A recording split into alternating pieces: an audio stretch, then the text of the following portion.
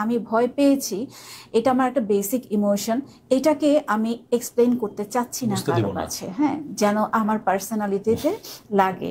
সেইটা তখন করে কি, সেকেন্ডারি অ্যাংজাইটিকে বাড়িয়ে দিচ্ছে। ভেতর ভেতর অ্যাংজাইটির জন্য যে সাইকেলটা কাজ করে সেটা তখন আরও বেশি দ্বিগুণ হারে কাজ করতে থাকে।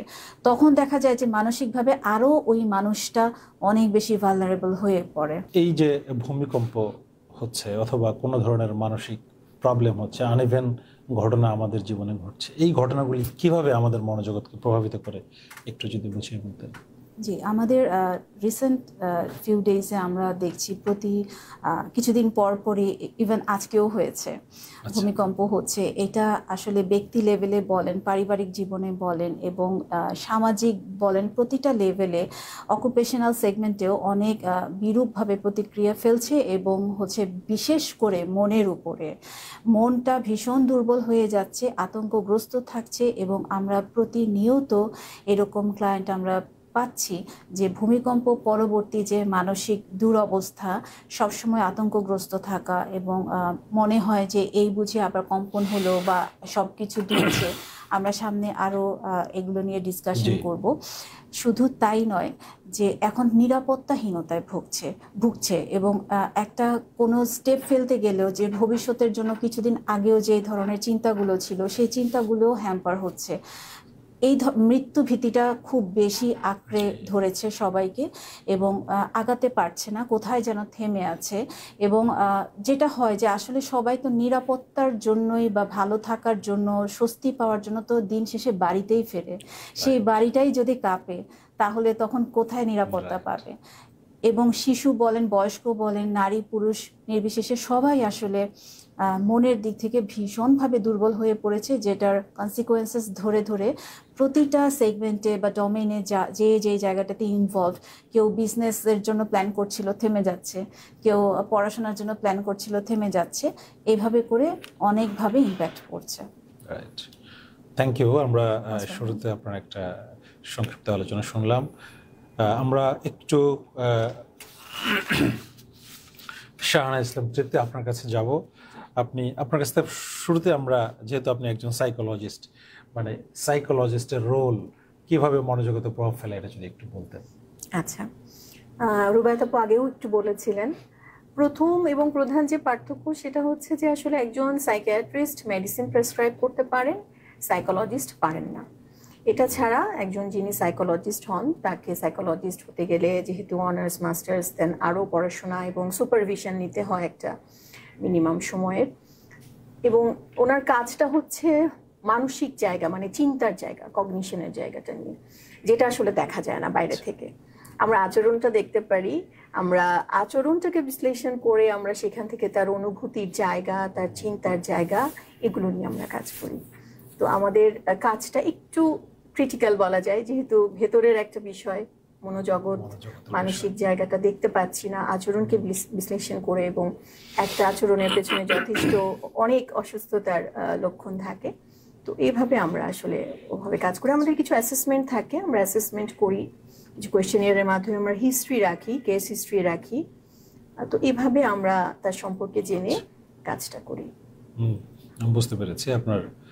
আচ্ছা, আমরা যে আলোচনাটা আমরা আসছিলাম আজকে, যে ভূমিকম্প ভীতি এবং সেই ভীতি থেকে পরিত্রাণের উপায়, এটা নিয়ে আলোচনা করছিলাম। আমরা আপনার কাছে আবার আসবো। আমি আরেকটু ডক্টর ওয়াহিদ ফেরদৌস আপনার কাছে যাই। ভূমিকম্প ভীতি অথবা কোনো ভীতি মনোজগতে কেন তৈরি হয় এবং সেই ভীতি থেকে আমরা, যাদের ভীতি তৈরি হচ্ছে, সেগুলি কিভাবে তারা এই জায়গা থেকে বের হয়ে আসতে পারে? আপনার অ্যাজ এ সাইকিয়াট্রিস্ট আপনার পয়েন্ট অফ ভিউ থেকে সায়েন্টিফিক এক্সপ্লেনেশনটা কি, যে কেন একটা ভূমিকম্প হয়েছে? এটা তো ঠিক আছে, মানুষ ফেস করেছে, এখন বারবার কেন রিপিটেডলি তার পেইন হচ্ছে, কষ্ট হচ্ছে, ফিরে ফিরে আসছে, সে সব কিছুতে ভূমিকম্প হচ্ছে না কিন্তু সে মনে করছে ভূমিকম্প হচ্ছে। এই প্রতিক্রিয়াগুলি কেন হচ্ছে? জি, ধন্যবাদ। অনেক সুন্দর প্রশ্ন এবং খুব ইম্পর্ট্যান্ট একটা প্রশ্ন। প্রশ্নগুলোকে কয়েকটা সেগমেন্টে যদি আমি ভাগ করে বলি, প্রথম কথা হচ্ছে কি যে দেখেন যে আমরা যখন জন্ম হই আমরা কতগুলো বেসিক ইমোশন নিয়ে আমরা জন্ম হই। হাসির কিছু ঘটলে হাসবো, কান্নার কিছু ঘটলে কাঁদবো, ভয়ের কিছু ঘটলে আমরা আতঙ্কগ্রস্ত হয়ে পড়বো। এইটা একটা বেসিক ইমোশন। কিন্তু কথা হচ্ছে যে এটা কখন প্যাথোলজিক্যাল লেভেলে যায়, যখন এটা ফাংশনাল ইম্পেয়ারমেন্ট করে ব্যক্তিগত জীবনের, যেটা শুরুর দিকে বলছিলাম বিভিন্ন জায়গাতে ইম্প্যাক্ট যখন ফেলে, তখন সেটা আমরা প্যাথোলজিক্যাল লেভেলে নেই। দ্বিতীয়ত সেগমেন্টে যদি আমি বলি যে এই যে ভয়টা, এইটা হয় কি যখন কোনো ঘটনা ঘটে, আমাদের ব্রেইনের কতগুলো স্তর থাকে এবং প্রতিটা স্তরে নির্দিষ্ট নির্দিষ্ট সেন্টার থাকে। তো এই যে ভীতির যে জায়গাটা, এইটার জন্য যে সেন্টারটা কাজ করে, এরকম ভূমিকম্প যখন ঘটে তখন আমাদের সেই সেন্টারটা হাইপার সেন্সিটিভ হয়ে ওঠে এবং তখন আবেগের তাৎক্ষণিকভাবেই এরপরে আবেগের জন্য যে সেন্টারটা অ্যামিগডালা বলে, ওই সেন্টারটা তখন করে কি, মানে আমাদের ভারসাম্য রক্ষা করে হচ্ছে ভেস্টিবুলার সিস্টেম, ওইটা তখন অতি সক্রিয় হয়ে ওঠে। তারপরে যেটা হয় অ্যামিগডালা আমাদের আরেকটা সেন্টার আবেগ নিয়ে কাজ করে। এই যে তখন আমাদেরকে একটা মেসেজ দেয়, আমাদেরকে অ্যালার্ম দেয় যে তুমি বিপদে আছো। তখন আমরা এটাকে বিপদ হিসেবে আমরা পারসিভ করি। সেই অনুযায়ী তখন আমাদের যে মোটর সিস্টেম সেইগুলো তখন আবার কাজ করতে থাকে এবং সেগুলো এই যে ভুল বার্তা যে আসে আমি বিপদে আছি, সেই অনুযায়ী তখন আমাদের হাত পা কাঁপতে থাকে, আমরা অস্থির হয়ে পড়ি, আমাদের বুক ধড়ফড় করতে থাকে, এই জাতীয় প্রবলেমসগুলো হয়।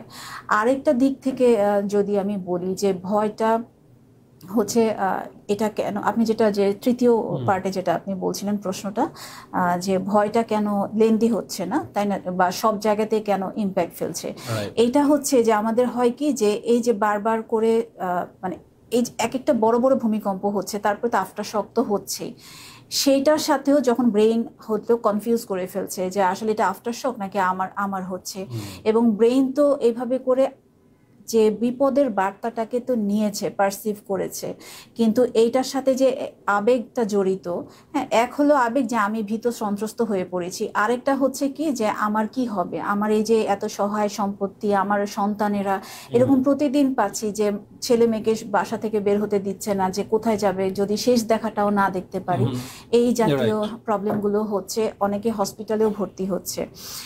এই যে আবেগের জায়গাটা আরো করে কি আরো দুর্বল করে ফেলছে, হ্যাঁ, মনস্তত্ত্বটাকে আরো দুর্বল করে ফেলছে।